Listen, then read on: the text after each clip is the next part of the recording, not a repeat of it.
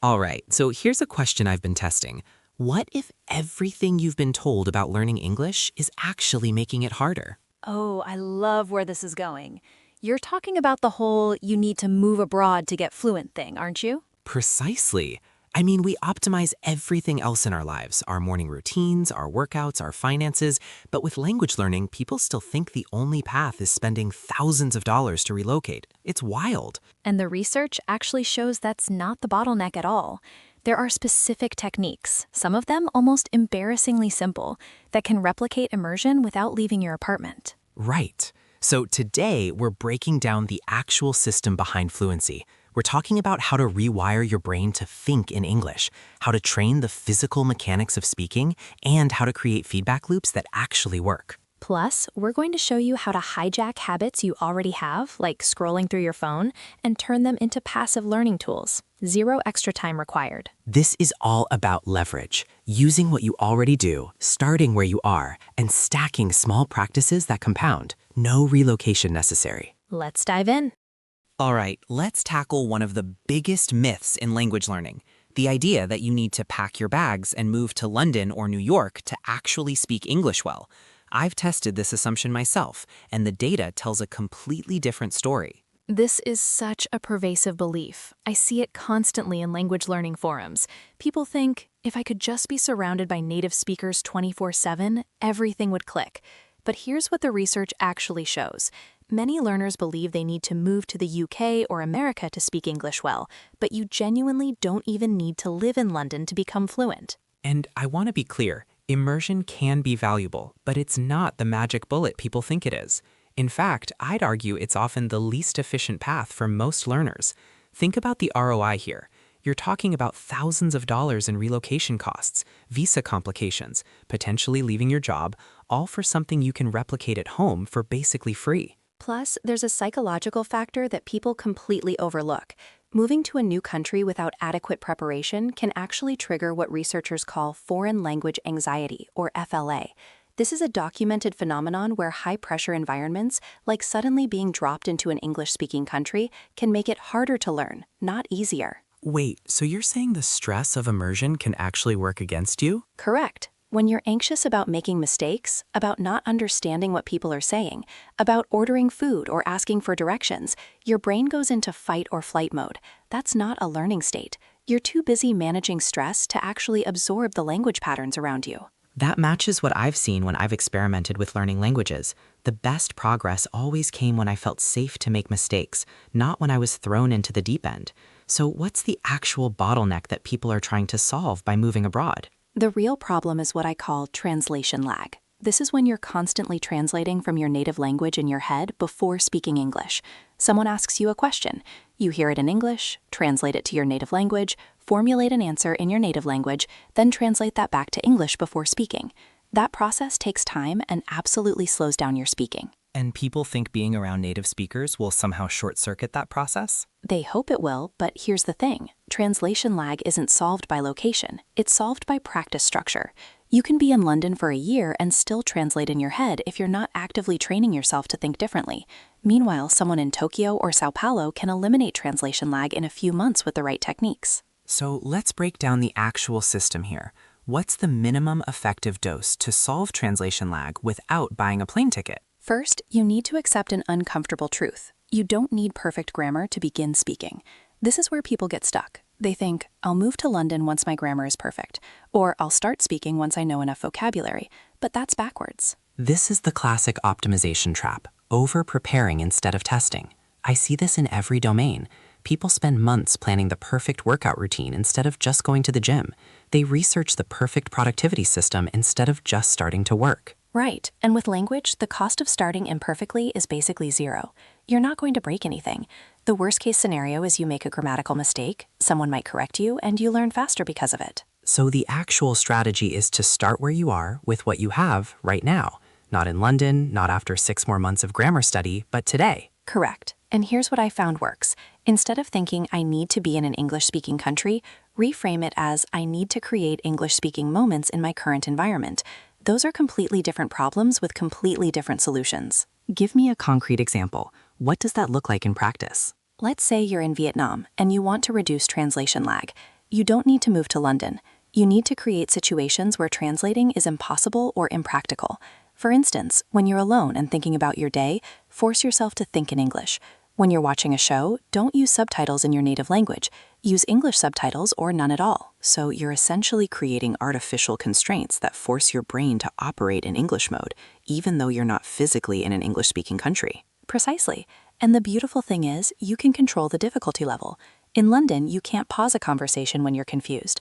But at home, you can start with easier content, build confidence, then gradually increase the challenge. This is the 80-20 principle in action. You're getting 80% of the benefit of immersion, the constant exposure to English, without the 100% cost of relocating your entire life. And honestly, I'd argue you can get even more than 80% of the benefit, because you're learning in a lower stress environment, where you can actually focus on skill development rather than survival. So if someone's listening to this and thinking, okay, I'm convinced I don't need to move to London, but I still have this translation lag problem, what's the first experiment they should run this week? Start with a simple awareness exercise. For one day, every time you catch yourself translating in your head, just notice it. Don't judge it, don't try to fix it yet, just become aware of how often it happens.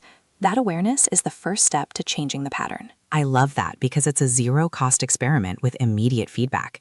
You'll know by the end of the day whether translation lag is actually your bottleneck or if something else is holding you back. And once you have that awareness, you can start implementing specific techniques to bypass the translation step entirely, which brings us to a method that elite language learners have been using for decades, but most people have never heard of it. So we've talked about immersion and input. Now I want to break down one of the most powerful techniques I've tested for actually training your mouth to speak English. It's called shadowing. And no, it's not following someone around creepily. Though the name does make sense when you understand what it is. You're literally becoming someone's vocal shadow. You listen to a native speaker and repeat what they say at the same time they're saying it, like an echo that's trying to keep up. Right. And here's the key. You're not pausing the audio, you're not translating, you're not stopping to think. You're copying the sound, the speed, the tone, and the rhythm without stopping. It's like trying to sing along to a song you don't know the words to yet. Perfect analogy. And what I love about this technique is that it completely bypasses the part of your brain that wants to overthink everything. You know how when you're learning English, you're constantly worried about grammar rules, word choice, whether you're saying it right? The analysis paralysis problem. I've been there. Well, shadowing reduces what researchers call cognitive load, because you're focusing purely on sounds instead of worrying about grammar rules. Your brain doesn't have bandwidth to stress about whether you should use present perfect or past simple. You're just copying. Which is why I have a strict rule when I shadow. No dictionary allowed. I know that sounds counterintuitive, but hear me out. If you stop to look up a word, you've broken the flow. You've switched from training your speaking muscles to training your reading comprehension. Those are different skills. I actually pushed back on this when I first tried it. I was like, but Alex, what if I'm repeating something wrong? What if I don't know what it means? And you know what happened? You realized meaning comes from context over time, not from stopping every 5 seconds? Bingo. After a week of shadowing the same podcast episode, I understood probably 80% of it just from repetition and context. And more importantly, my mouth knew how to say those phrases. That's the real magic here. Let's talk about that, the physical component, because this isn't just a listening exercise. Reading aloud, which is essentially what you're doing when you shadow, helps the mouth, tongue, and brain work together. It's like going to the gym for your speaking muscles. I love this metaphor because it's so accurate. Think about it. When you learn a new language, your mouth literally has to learn new movements. English has sounds that might not exist in your native language. The th sound, for example, or the difference between V and W. Your tongue needs to build muscle memory for these. And just like at the gym, you can't build muscle by thinking about lifting weights. You have to actually lift them. You can't build speaking fluency by thinking about how to pronounce words. You have to actually move your mouth. So when you're shadowing, you're doing reps. You're training your articulatory muscles, your tongue, your lips, your jaw, to move in patterns they're not used to. And the more you do it, the more automatic it becomes. Now, I want to share something I learned from Professor Alexander Arguelles, who knows over 50 languages. This guy is basically the Michael Jordan of language learning. He recommends walking swiftly while shadowing to help the brain focus. Wait, walking? Like physically moving while you do it? Yep. I was skeptical too, but I tested it. There's something about the physical movement that keeps your brain engaged. It's harder to zone out or get distracted when your body is active. Plus, it turns your daily walk into a language training session. 2 birds, 1 stone. That's actually brilliant from a neuroscience perspective. Physical movement increases blood flow to the brain, which can enhance learning and memory. And it creates what's called a state-dependent memory. Your brain associates the learning with the physical activity, which can actually help with recall later. I pick a 3 to 5 minute audio clip. Could be a podcast segment, a YouTube video, a TED Talk excerpt, something with clear audio and natural speech. I put in my earbuds, start walking, and shadow it 3 times in a row. Same clip, 3 reps. Why 3 times specifically? First time, you're just trying to keep up. You're probably catching maybe 60% of the words. Second time, you're getting the rhythm and flow better. Third time, you're actually matching their intonation and speed pretty closely. It's like the difference between sight reading sheet music and actually performing a piece you know. And this is where the echo rule comes in, right? You're not just repeating words, you're copying everything. The speed, the tone, the rhythm, even the emotion in their voice. Correct. If they sound excited, you sound excited. If they pause, you pause. If they emphasize a word, you emphasize it. You're not translating their emotion into your own interpretation. You're literally becoming their echo. This is so important because this is how you learn the musicality of English. Every language has its own rhythm and melody, and you can't learn that from a textbook. You have to hear it and feel it in your own mouth. And here's what I love about this technique. It's completely self-contained. You don't need a teacher, you don't need a conversation partner, you don't need to schedule anything. You just need audio and 15 minutes. Though I will say, when I first started, I felt ridiculous. I was walking around my neighborhood basically talking to myself, trying to match the speed of a podcast host who talks way faster than I do. Good point. Start with slower content. Don't shadow a fast-talking auctioneer on day 1. Find content that's clear and at a moderate pace. News broadcasts are actually great for this because the speakers are trained to enunciate clearly. And as you get better, you can increase the difficulty. Faster speakers, different accents, more complex vocabulary. It's progressive overload, just like in the gym. One more thing, and this is crucial. Don't worry about understanding every word. I know I said this before, but it bears repeating because it goes against every instinct you have as a learner. Your goal is not comprehension right now. Your goal is pronunciation and rhythm. The comprehension will come. But if you stop to look up every word you don't know, you're training the wrong skill. You're training your reading and vocabulary, which is fine, but that's not what shadowing is for. Shadowing is for training your mouth to move like a native speaker's mouth moves. It's for training your ear to hear the subtle differences in sounds. It's for building the muscle memory that makes speaking feel automatic instead of effortful. And when you combine this with the other techniques we've talked about, the immersion, the input, you're creating this comprehensive system where you're training all the different components of language at once. Tomorrow, pick 1 3-minute audio clip. It could be anything, a podcast, a YouTube video, a news segment. Put in your earbuds, go for a walk, and shadow it 3 times. Don't stop, don't translate, don't look up words. Just copy the sounds. And pay attention to how your mouth feels. Notice which sounds are hard for you. Notice where you stumble. That's valuable data about what your speaking muscles need to work on. Because here's the thing. You can know all the grammar rules in the world. You can have a vocabulary of 10,000 words. But if your mouth can't physically produce the sounds of English smoothly and naturally, you're going to struggle to speak fluently. Shadowing fixes that. But what happens when you're not just shadowing someone else's words? What about when you need to generate your own thoughts in English?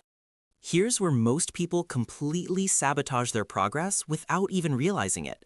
They're trying to speak English, but their brain is running a translation service in the background. Native language to English, English back to native language.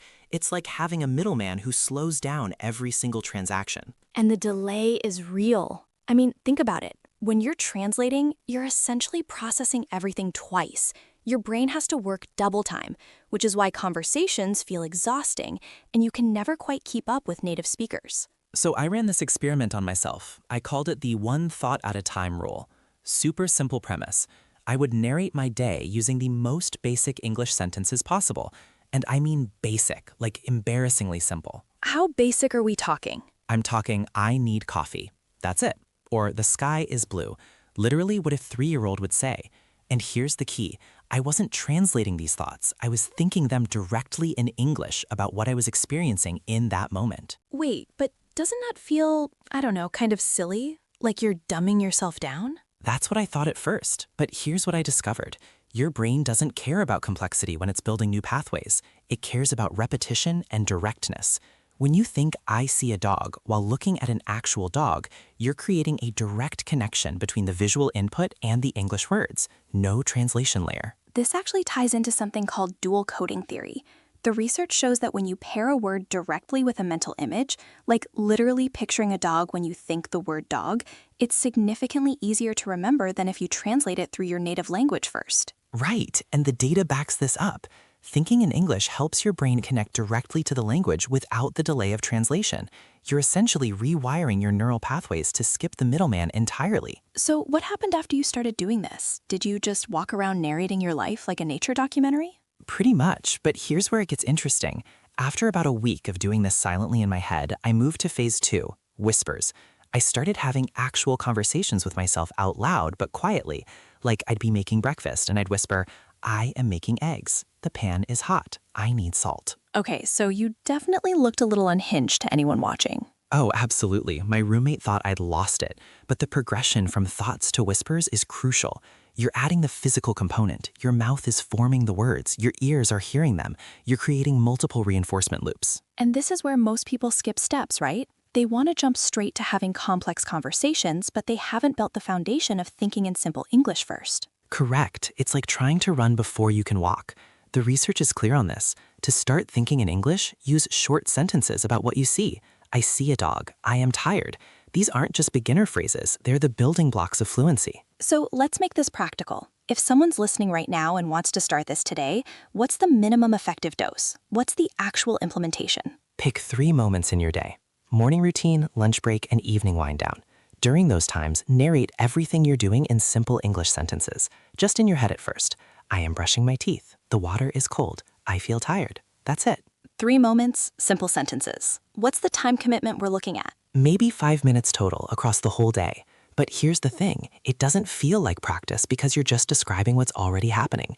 You're not setting aside special study time. You're hijacking moments you're already living through. And the image connection is critical here. You're not thinking dog and then translating it. You're seeing the actual dog and thinking the English words simultaneously. Precisely. Your brain starts to associate the English word directly with the concept, not with the word in your native language. That's the direct connection we're after. That's how you eliminate the translation delay. What about people who say they can't think of the English words fast enough? Like they see something and their brain just defaults to their native language? That's why you start absurdly simple. If you can't think of the word refrigerator, you say cold box. If you can't remember exhausted, you say very tired. The goal isn't perfect vocabulary, it's building the habit of thinking in English first, even if it's clunky. So you're optimizing for consistency over complexity. Always, because here's what happens after 2 weeks of this. You'll notice your brain starts reaching for English words automatically. You'll catch yourself thinking, I'm hungry, before you even consciously decide to practice. That's when you know the pathway is forming. And that's when you can start adding complexity. Longer sentences, more descriptive words. Right, but you have to earn that complexity. You can't skip the foundation. I've tested this with dozens of people, and the ones who try to start with complex thoughts always flame out within a few days. The ones who embrace the simplicity, they're still doing it months later, and their fluency shows it. What about the whisper phase? When should someone move from silent thoughts to actually speaking? When the silent narration feels automatic. For me, it was about 10 days, but some people need 3 weeks. The marker is this. If you can go through your morning routine and naturally think in simple English without forcing it, you're ready to add the vocal component. And the whispers are important because thinking and speaking use different neural pathways. You need to train both. Whispering is the bridge. It's low pressure because no one can really hear you, but you're still activating the physical mechanics of speech. Your tongue, your lips, your vocal cords, they're all learning the patterns. This is such a different approach from traditional language learning. Most courses have you memorizing vocabulary lists and grammar rules. And that's why most people never achieve fluency. They're building a database of translations instead of building direct connections. The brain doesn't want a dictionary, it wants pathways. It wants to see a dog and think dog, not see a dog, think the word in your native language first, then translate to dog. The efficiency gain is massive when you think about it. You're cutting the processing time in half. At minimum. And in real conversations, that's the difference between keeping up and constantly falling behind. Native speakers aren't going to wait for you to run your translation software. So if someone commits to this, 3 moments a day, simple sentences, direct image connections, what's the realistic timeline before they notice a difference? Week 1, you'll feel awkward and it'll seem pointless. Week 2, you'll catch yourself doing it without trying. Week 3, you'll notice you're reaching for English words first in your head. By week 4, you'll have moments where you actually struggle to think of the word in your native language because the English came so naturally. that's a pretty specific progression. Because I've tracked it, both in myself and in the people I've coached through this, the pattern is remarkably consistent. The brain adapts faster than people expect, but only if you're consistent with the simple stuff. What's the biggest mistake you see people make with this technique? Trying to be impressive. They want to think complex, sophisticated thoughts in English right away, but that's ego talking, not strategy.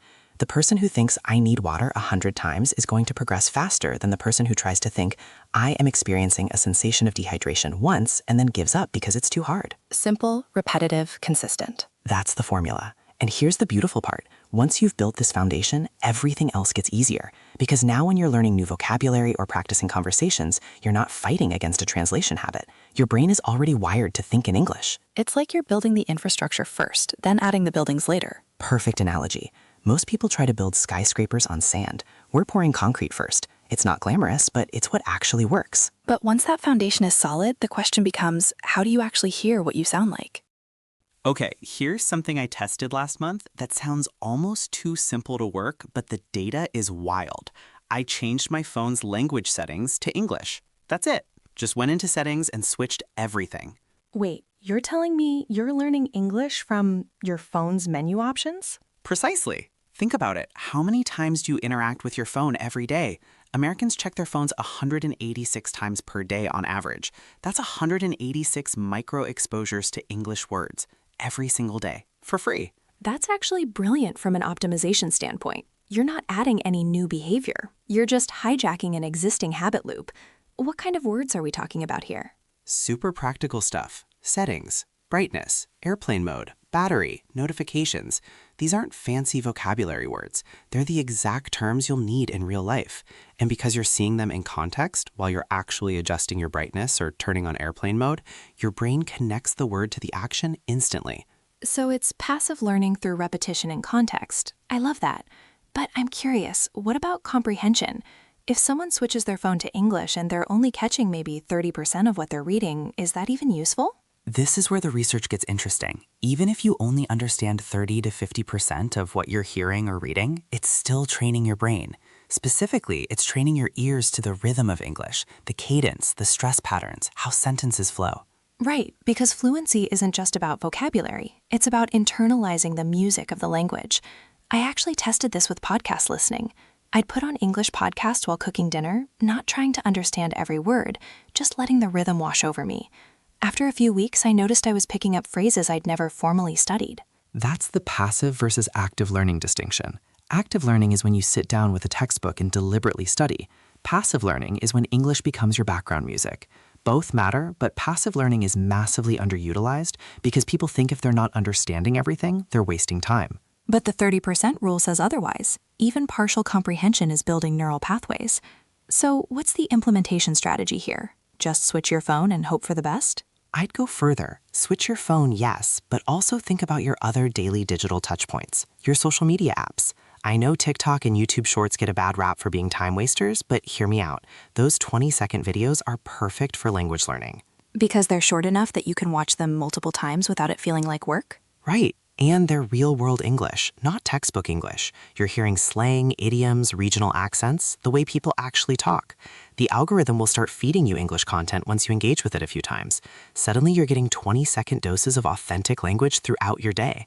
So the optimization play is to stack these micro exposures. Phone settings in English, social media feed in English, maybe even your podcast app set to recommend English shows. You're creating an immersion environment without moving to an English-speaking country. And here's the key. You're not adding time to your day. You're already scrolling through TikTok. You're already checking your phone 186 times. You're just redirecting that existing behavior toward a learning outcome. The ROI is insane because the time investment is literally zero. I want to push back on one thing, though. Won't people get frustrated if they switch their phone to English and suddenly can't figure out how to change their alarm settings? Fair point. That's why I recommend starting with just one app. Maybe Instagram or YouTube. Get comfortable with that interface in English first. Once that feels natural, switch another app, then another. Eventually, you switch the whole phone. It's progressive overload, just like in the gym. And if you get stuck, you can always Google how to change alarm in English, which is itself a learning opportunity because now you're searching in English to solve a problem. Right. Every friction point becomes a learning moment. The question I always ask is, what's the minimum effective dose? For phone-based passive learning, I'd say it's switching your phone settings and following 3 English language accounts on whatever social platform you use most. That's it. Do that for 30 days and track what happens. And because it's passive, you can layer it with active learning techniques, Which raises an important question. If passive learning is the background music, what does the actual practice look like? Here's where most people get stuck. They practice and practice, but they keep making the same mistakes over and over. Why? Because they never actually hear themselves making those mistakes. It's like trying to fix your golf swing without ever watching a video of it. This is fascinating because there's actual research backing this up. Richard Schmidt's noticing hypothesis basically says you can't learn a language feature until you consciously notice it. You could be making the same pronunciation error for years, and your brain just doesn't register it as wrong. So I tested this on myself with what I call the 1-minute voice message hack. Every morning, I record a 1-minute voice message on my phone, just talking about my day, what I'm planning to do, whatever. The key is I don't send it to anyone. It's completely private. Wait, so you're just recording for yourself, not posting it anywhere? Right. That removes all the performance anxiety.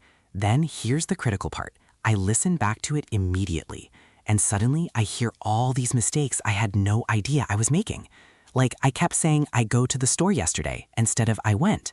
My brain knew the rule, but my mouth wasn't following it until I actually heard myself. This connects to something called the production effect. Research shows that when you say words aloud, you remember them significantly better than just reading them silently. Your brain creates multiple memory traces: the motor act of speaking, the sound of your own voice, the auditory feedback.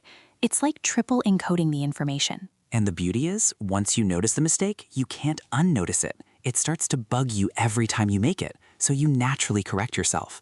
But here's what surprised me. Recording also showed me what I was doing right. Sometimes I'd use a phrase perfectly and think, oh, I actually know this better than I thought. That's the feedback loop in action. You're creating your own personalized error detection system. But what about people who hate hearing their own voice? Because that's a real thing. Yeah, I get that. Start with just 30 seconds and focus on listening for one specific thing. Maybe just your past tense verbs or how you pronounce TH sounds. Don't try to catch everything at once. That makes it less overwhelming and more like a targeted experiment. I love that approach. Now, what about writing? Does the same principle apply? Absolutely, but here's where people overcomplicate it. They think they need to write full essays or journal entries. I tested something way simpler, the 3-sentence diary. Every night, I write 3 sentences about my day. That's it. 3 sentences? That seems almost too simple. That's the point. It's so low friction that you'll actually do it every day. And here's what happens. You start building sentence structure using real vocabulary from your actual life.